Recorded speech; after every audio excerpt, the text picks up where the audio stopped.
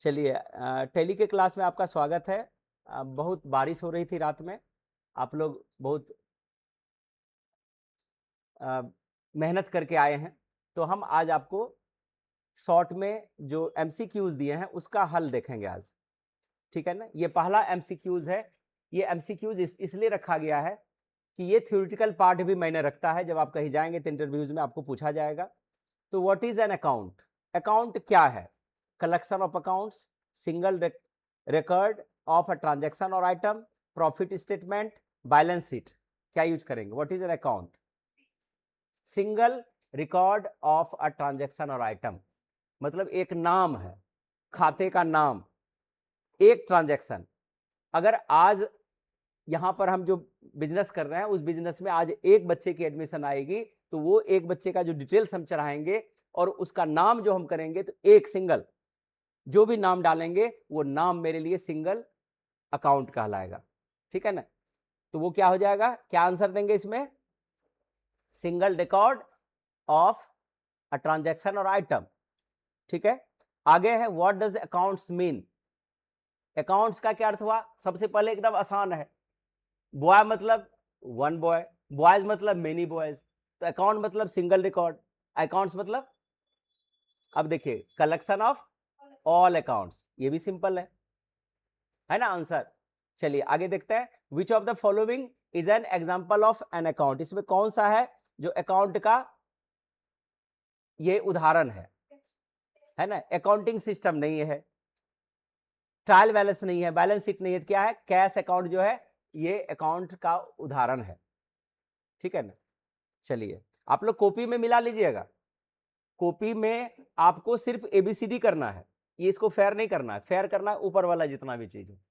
Which of the following represents accounts, कौन सा इसमें अकाउंट्स रिप्रेजेंट्स कर रहा है ना। कैश अकाउंट नहीं कर रहा है, राम्स अकाउंट्स नहीं कर रहा है, collection of all accounts in a business ये कर रहा है। क्या हो गया?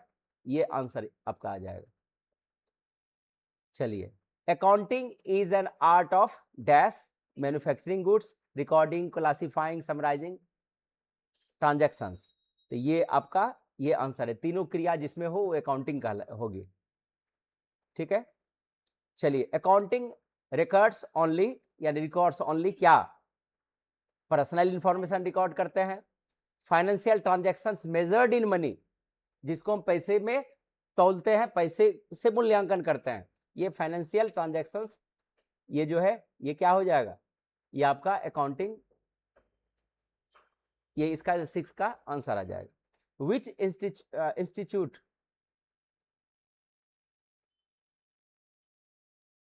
ये कौन सा इंस्टीट्यूट जो है ये डेफिनेशन ऑफ अकाउंटिंग का दिया है। ठीक है ना। ये हम थोड़ा सा इसको देख लेते हैं। चलिए, यहां पर जो है ये आपको थ्योरी में नहीं बताए हैं, तो इसका आंसर आप लोग भी देख लीजिएगा। तो आंसर जो यहां पर हमको मिल रहा है, ये आंसर है AICPA के द्वारा ये दिया गया है। तो आप लोग भी अपना चेक करके मिला लीजिएगा। Generally accounts are divided into, कितने टाइप से बांटा गया है? 2 भाग में बांटा गया है, यानी 2 कैटेगरीज किया गया है इसको। ठीक है। Which are the 2 main types of accounts, कौन कौन है? पर्सनल और इम्पर्सनल। ठीक है। Personal accounts are divided into कितने भाग में? थ्री में बांटे गए। ये सब तो सरल है। Ram's account is an example of, किसका है? Natural personal account. SBI account is an example of, यानी बैंक अकाउंट किस में आता है?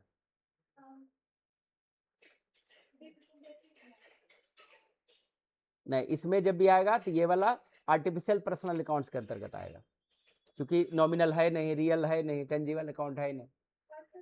हाँ, पर्सनली आएगा। ठीक है। Outstanding salary account is an example of, outstanding किस में आएगा? 13 नंबर रिप्रेजेंटेटिव में आएगा।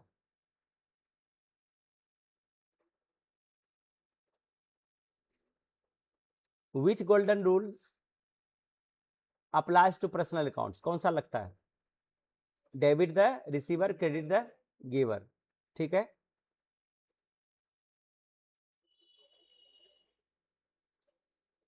आगे impersonal accounts are divided into, impersonal कितने भाग में बटेंगे? रियल और nominal. A real account relates to किससे? Assets and properties. Real accounts are dash in nature, बोलिए,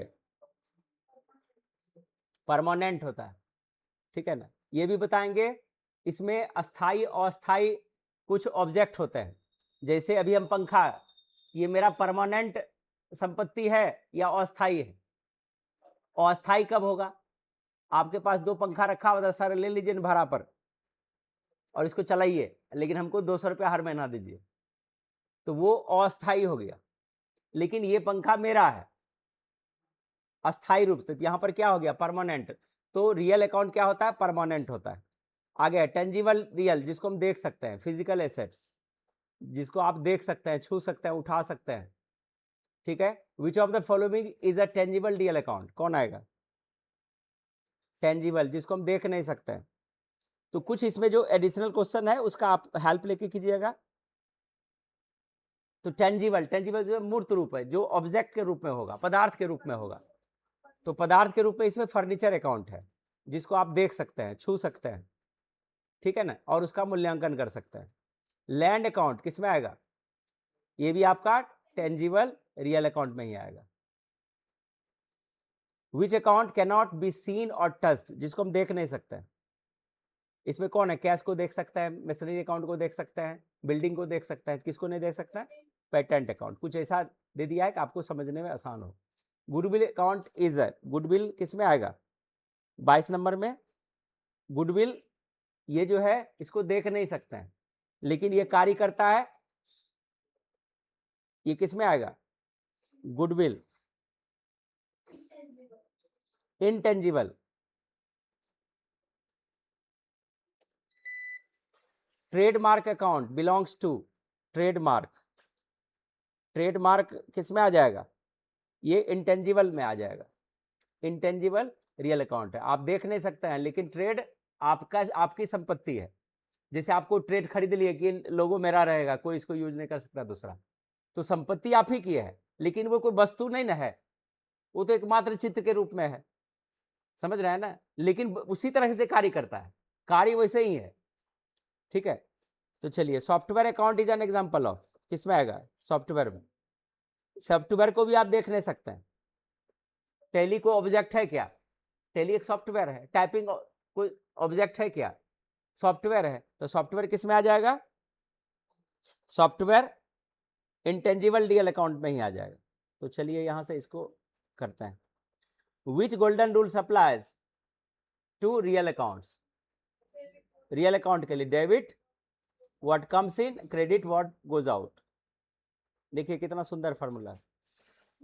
nominal accounts are related to किससे?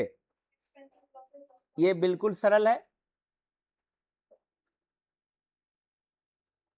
Nominal accounts are dash in nature,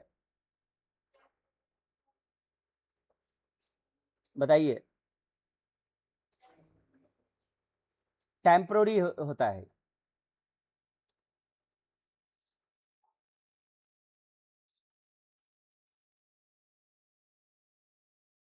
आगे nominal accounts are closed at the end of every accounting year.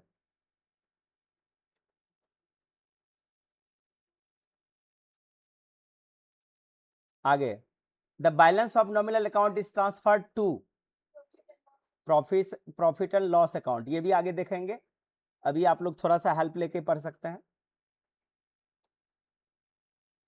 इसमें ज्यादा theory नहीं है, इसके बाद सिर्फ प्रैक्टिकली ज्यादा इसमें भी आएगा। 30 number, salary account is, salary account कैसा अकाउंट है? तो सैलरी में खर्चा होता है, तो खर्चा होगा तो किस में आएगा? खर्चा होगा तो ये नॉमिनल अकाउंट में आ जाएगा। Real account is an example of, कौन आएगा? रियल, नॉमिनल नहीं, पर्सनल नहीं, रिप्रेजेंटेटिव, कौन आएगा? टेंजिबल। अच्छा रेंट अकाउंट है, सॉरी हमको रियल, ये गलत हो गया। क्या आएगा?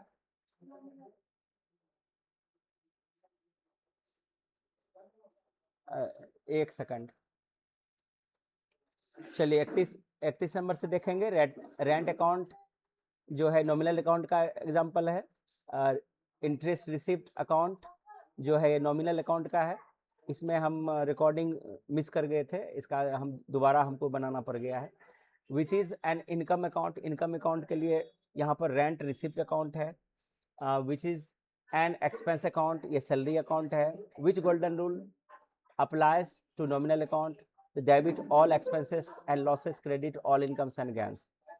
उसी तरह से 36 नंबर में है कि which account helps determine profit and loss. ये प्रॉफिट एंड लॉस हमको नॉमिनल अकाउंट से हमको पता चलता है।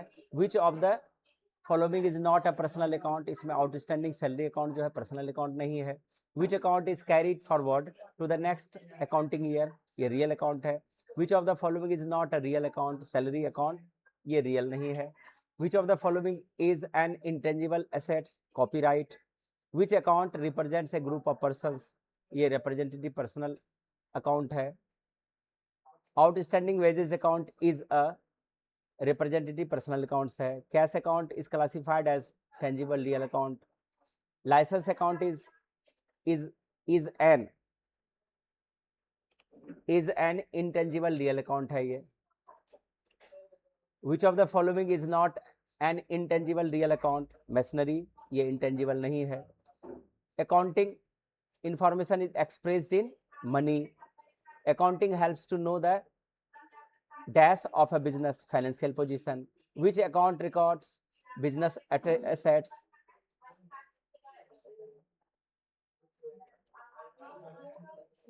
तो ये रियल अकाउंट है। Which account records business expenses, nominal account.